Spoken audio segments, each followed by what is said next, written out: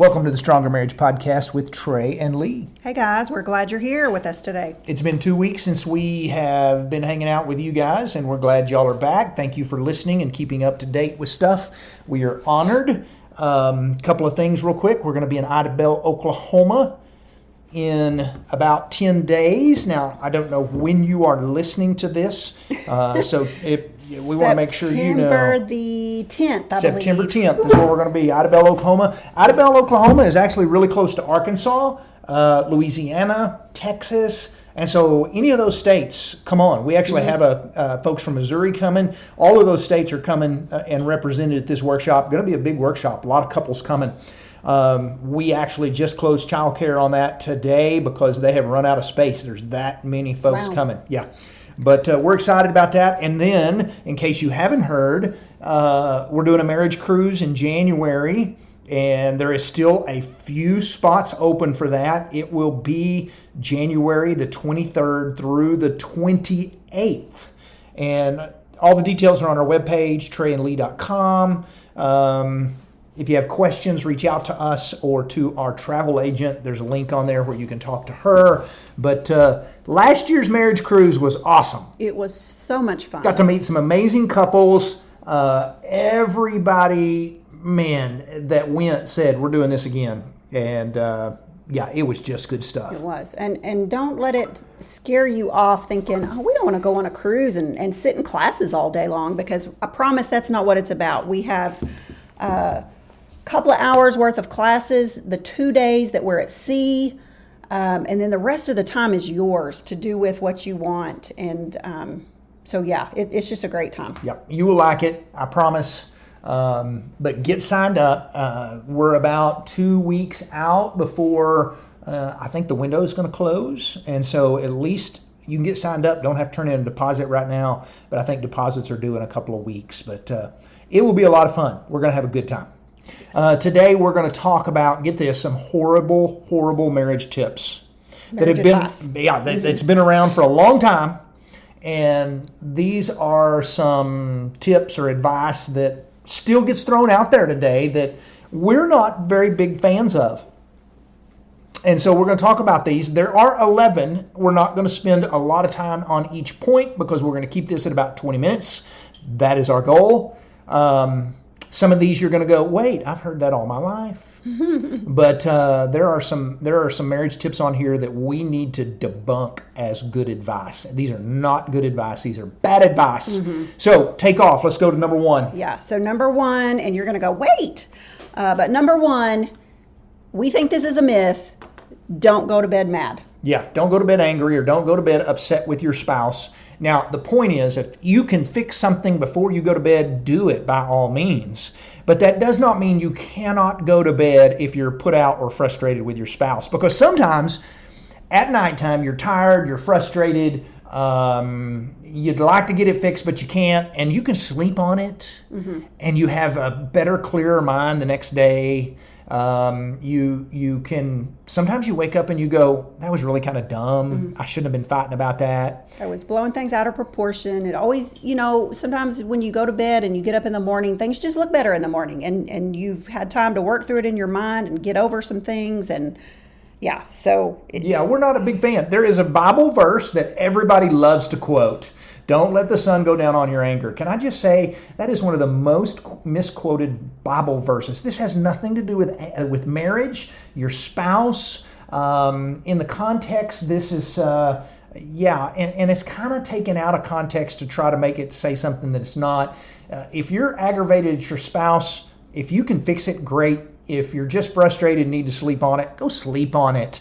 It is okay to go to bed. We have 34 years of marriage, I'll be honest. We both have gone to bed a little frustrated with one another at times, and probably the next day woke up thinking that was stupid and apologized for blowing something out of proportion. If you're still upset the next morning and you feel like we really do need to talk about this, then by all means, get it settled that day. Don't let it drag on.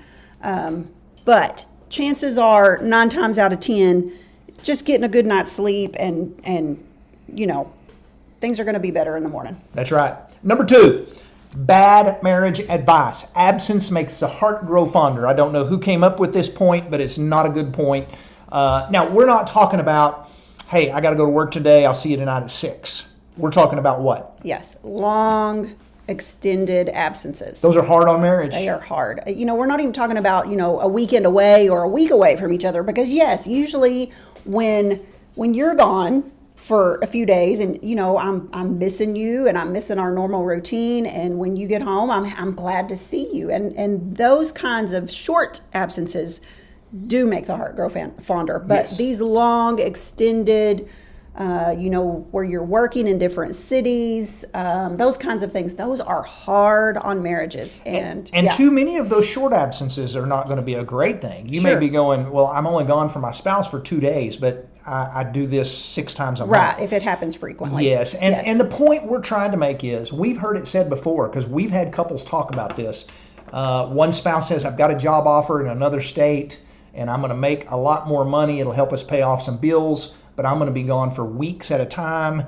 And we do live in a good time where there's FaceTime and there's text messaging and there's things that help.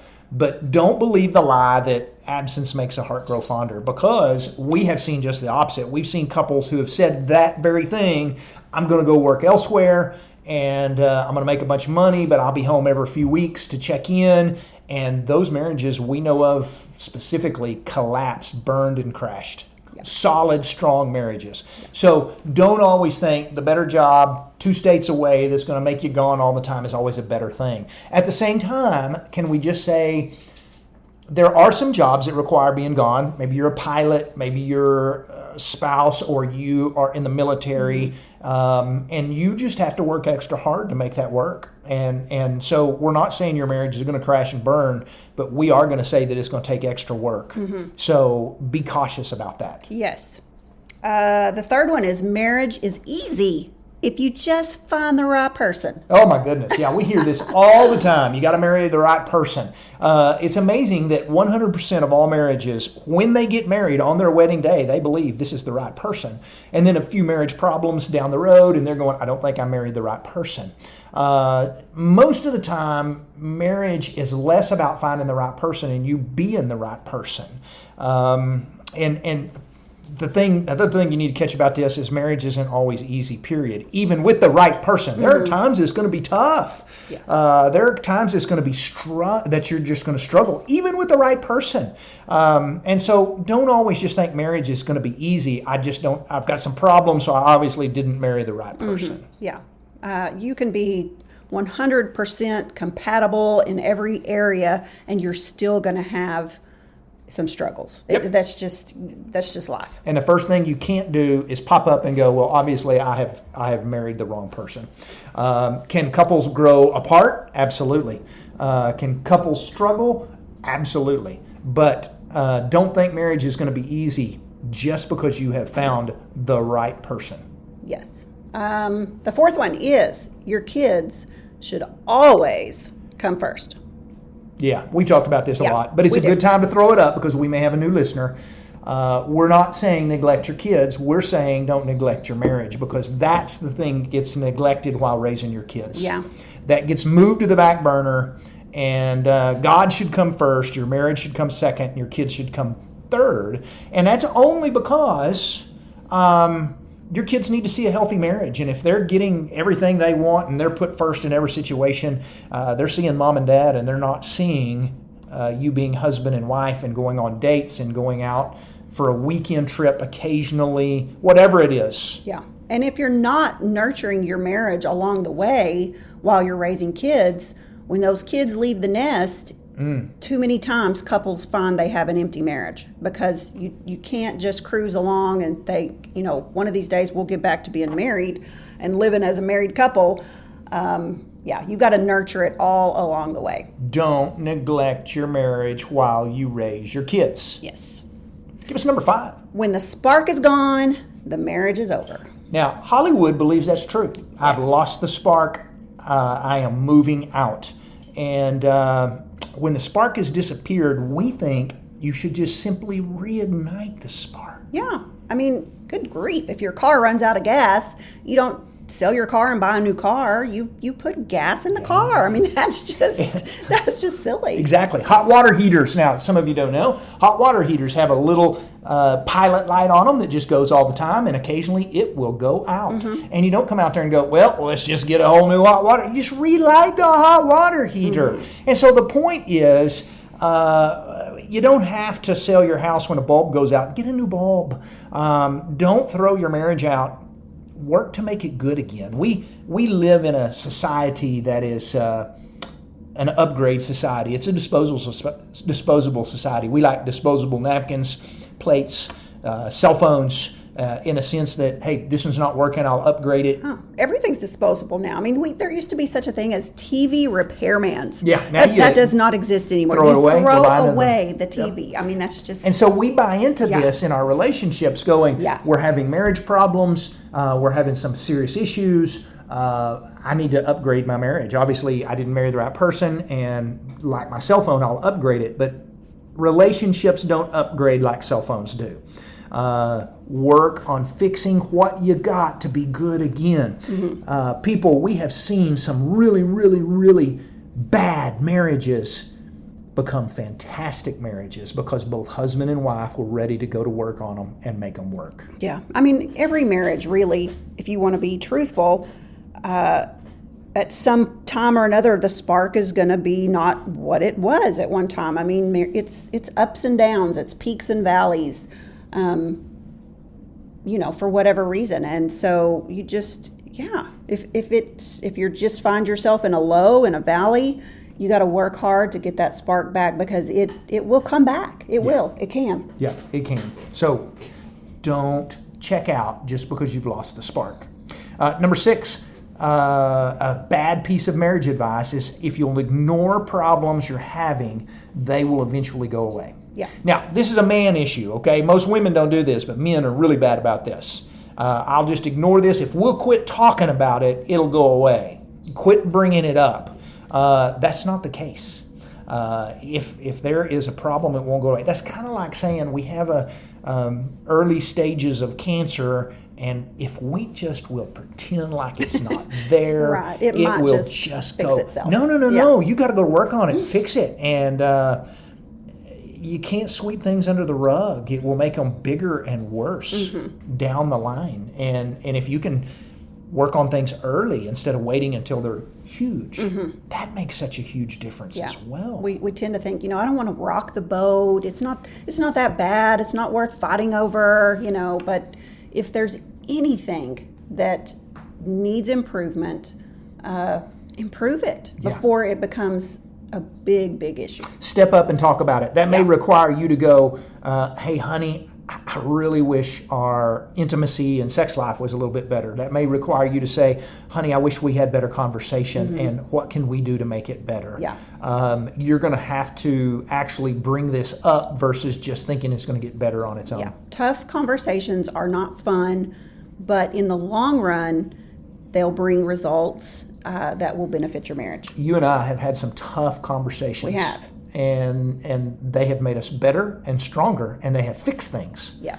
And I'm thankful for them. I don't like them, but I'm thankful for them because we have worked through some things that could have been bad had we just not been willing to have a tough conversation. Yeah. Sometimes you have to remind people, you can either live with this, and we do this a lot. Somebody will reach out and go, how do I fix this? Well, you're going to have to bring it up.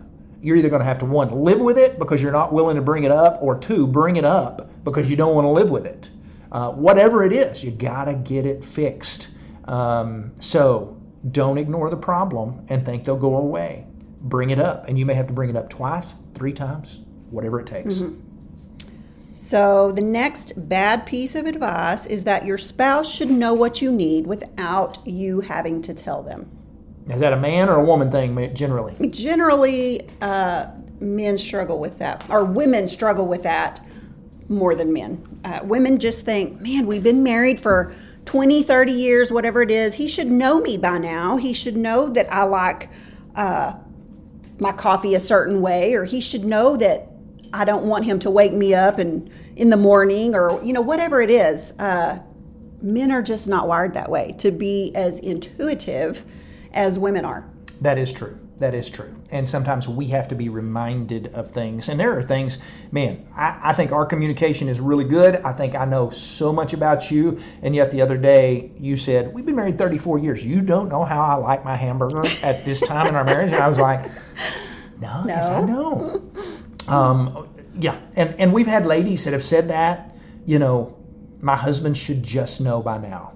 He probably doesn't. And either that or he's forgot, and you're going to have to remind him again. Just because you're married doesn't mean your spouse can read your mind. You may be really, really good at picking up on hints, subtle little innuendos that your spouse says, but you may be married to somebody who is not able to connect any kind of dots. Can't get them dots close enough for them to connect. Yep. All right. So, number 8, bad marriage advice.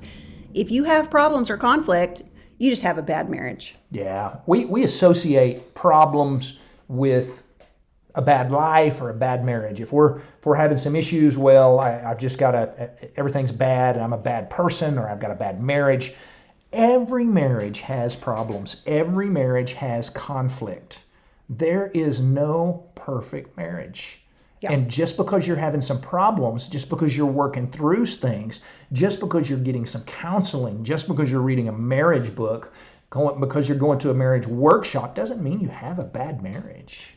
It's true. There's no perfect people, so there's never going to be a perfect marriage out there.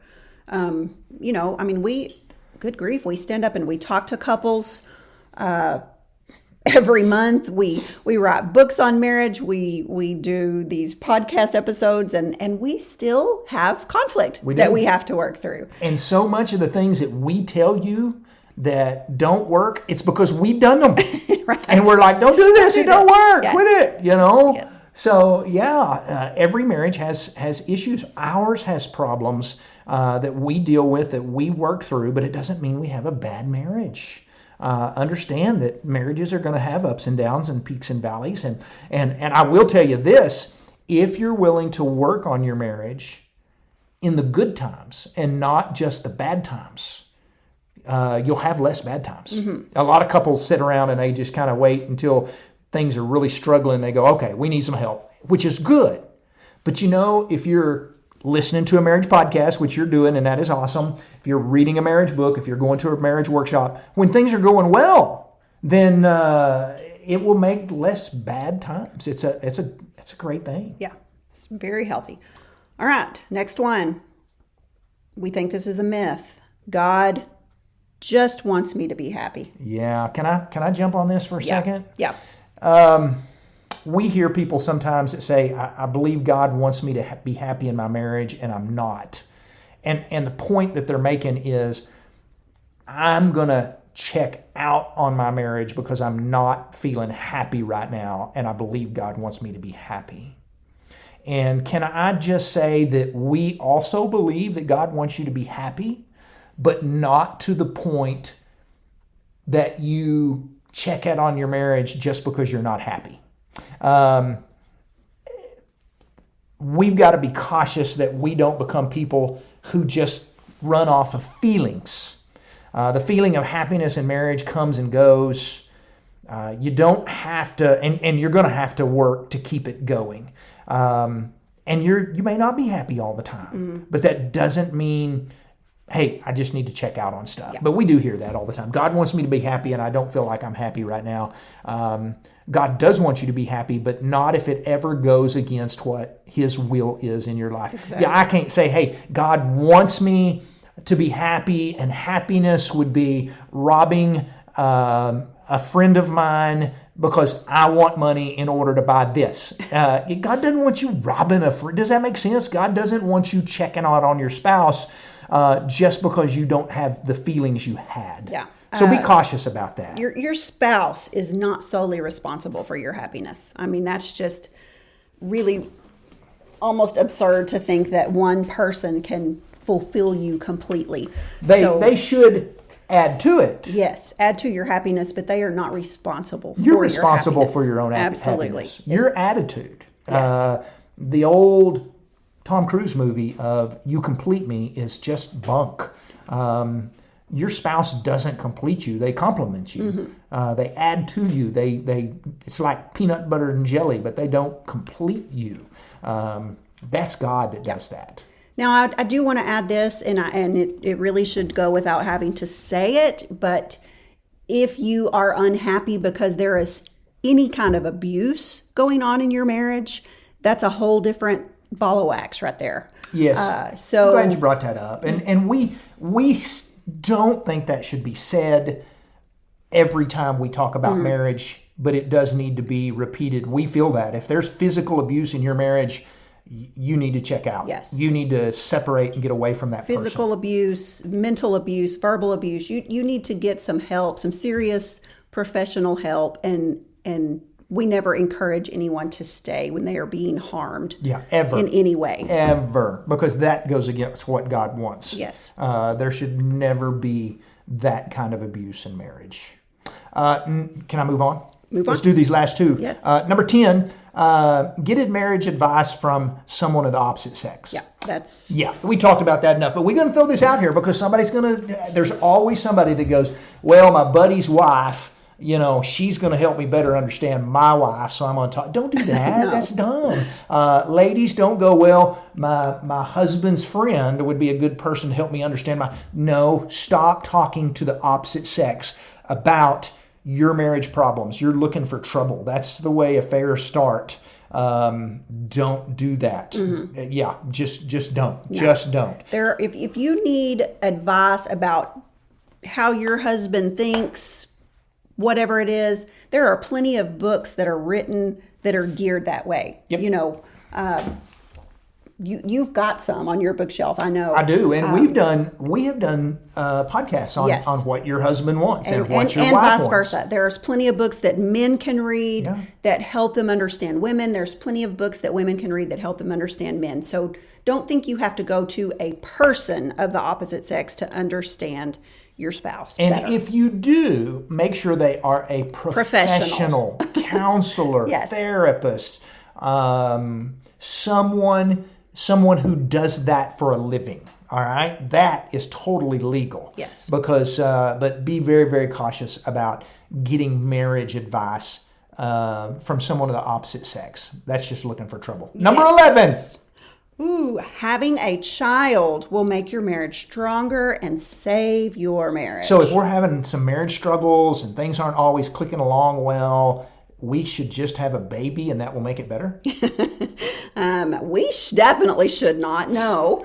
No more babies? No more babies. Okay. But a lot of people feel this, and a lot of people have heard this advice that that will just help your bond grow. And if you're having issues, you need to fix your issues before you bring a child into the mix of those issues. That's exactly right. And having a baby is probably not going to make your marriage stronger. It's probably going to stretch your marriage a little bit more. It causes more stress and a whole nother set of issues that you're going to have to work through. Yeah. And we're not saying don't bring children into your marriage. Mm-hmm. We're simply saying don't believe the lie that says, hey, I'll have a kid and it will make my marriage stronger and save and help us to kind of patch up the problems we're having. No, patch up your problems first before having the kid. That's just a healthy thing to do. There you go. We knocked out 11 and we did it in 23 minutes. Wow. Boom. Yes. Thank you all for listening. We are so glad you joined us today. You ever have podcast ideas or something you think would be good? Let us know. Mm-hmm. Yeah, we'd love to do it. Thank you for listening. We are absolutely honored that you do. Have a great day. What else you got to say? That's it. We'll be back in 2 weeks. All right. See you then.